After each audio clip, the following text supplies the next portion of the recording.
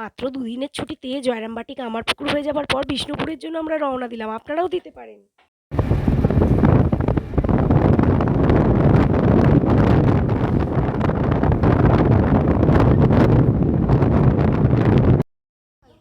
নমস্কার, ভ্রমণ পিপাসুদের নিয়ে চলে এসেছি সবুজে ঘেরা, বন জঙ্গলে ঘেরা বিষ্ণুপুরে, যেখানে আছে বাঁকুড়ার জঙ্গল, পোড়ামাটির মন্দির আর মল্ল রাজাদের স্থাপত্যে ঘেরা সুন্দর সুন্দর মন্দির। জয়রামবাটি থেকে টোটো বা অটো করে চলে আসতে পারেন বিষ্ণুপুর। আমরা 10 জন মিলে চলে এসেছিলাম দুদিনের ছুটি কাটাতে। এবার আমরা বাঁকুড়ার জঙ্গল পেরিয়ে চলেছি জয়পুরের বনলতা রিসর্টে। রিসর্টটি 60 বিঘা জমির ওপর গড়ে উঠেছে। এখানে আছে ফুল দিয়ে সাজানো বাগানের পর বাগান, পার্ক, আর দেখতেই পাচ্ছেন টার্কি, এমু।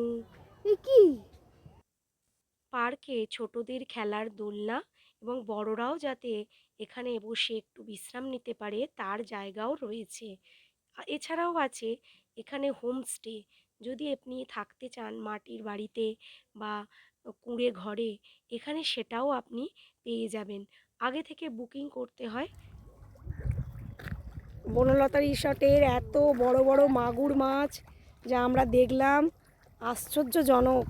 এক একটা 5 থেকে 10 কেজি ওয়েট। এই আমাদের বনলতা রিসর্ট। এখানে আমরা ঘুরছি এবং সব কিছু দেখছি। এত সুন্দর বনলতা রিসর্ট। আমার ছেলে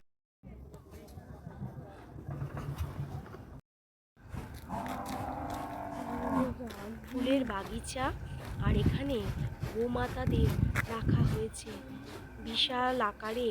এই বাগান পুরো একটি গ্রাম জুড়ে রিসর্টটি গড়ে উঠেছে। ঢেকিতে চাল কোটা, ঘোড়ার গাড়ি, গরু, প্রচুর উট পাখি, টার্কি, এমু, ফুলকপির চাষও হয়। এবার আমরা প্রবেশ করেছি মদনমোহন মন্দিরে। অষ্টধাতুর মূর্তি। এখানে শ্রীকৃষ্ণকে পূজা করতেন মল্লরাজারা এই মূর্তি রূপে। বর্তমানে বাগবাজারে একই রূপে পুজো করা হয়। কিছুটা জায়গা জুড়ে মন্দিরের বাইরে মেলা বসে, সেখান থেকে টেরাকোটার সমস্ত জিনিস আপনারা কিনে নিতে পারেন সস্তায়। টেরাকোটা আর লাল মাটির তৈরি কানের দুল, ঘোড়া, মাথার চুলের ফুল, আরও বিভিন্ন জিনিস বিষ্ণুপুরের বিখ্যাত কামান এটি। এখানেই ছিন্নমস্তার পুজো দেখলাম, কিন্তু সেখানে ছবি তোলা নিষেধ, দেখাতে পারলাম না আপনাদের। বিখ্যাত রাসমঞ্চে চলে এসেছি আমরা। ইটের কাঠামো দিয়ে তৈরি। ঢোকার সময় সামনে একটা বিশাল সুন্দর বাগান, স্তম্ভাকার গম্বুজে খোদাই করা এই মন্দিরটি।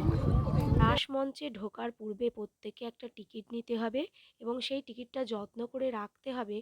আরও বাকি মন্দিরগুলো দেখার সময় এই টিকিটটি দেখাতে হবে এবং আমাদের সব মন্দিরগুলি দর্শন করতে হবে। প্রতিটি মন্দিরের বাইরেই মেলা আছে, আপনারা চাইলে এগুলো সংগ্রহ করতে পারেন। এরপর গুমঘর দেখে লালজি মন্দির হয়ে আমরা প্রবেশ করলাম বিষ্ণুপুরের প্রবেশদ্বার দুটিতে, যেটাকে পাথরের দরজাও বলা হয়। এখানে একটি পাথরের রথও দেখতে পাবেন, যেটি রাস মন্দিরের আদপেই বানানো।